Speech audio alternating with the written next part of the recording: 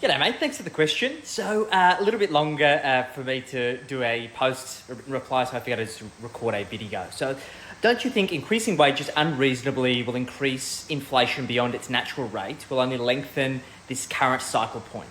So, it's a really good point. So, I think the first thing to address is unreasonable.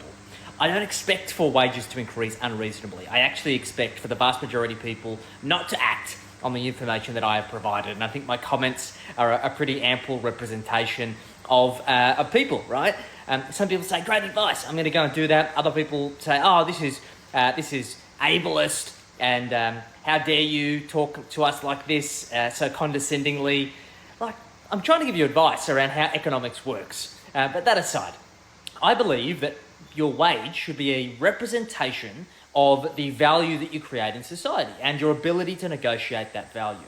And we also see that in a natural economic cycle, we see that there is wages growth, then we see that creates inflationary pressure.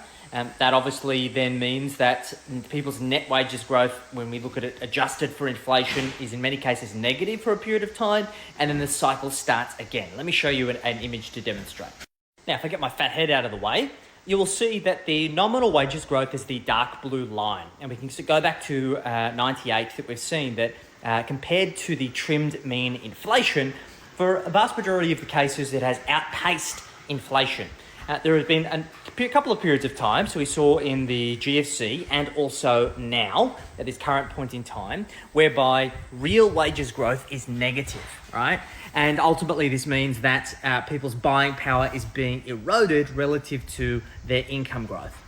The exact reason why I advocate for people to be business owners or to be self-employed, because you have control of your economic situation, right?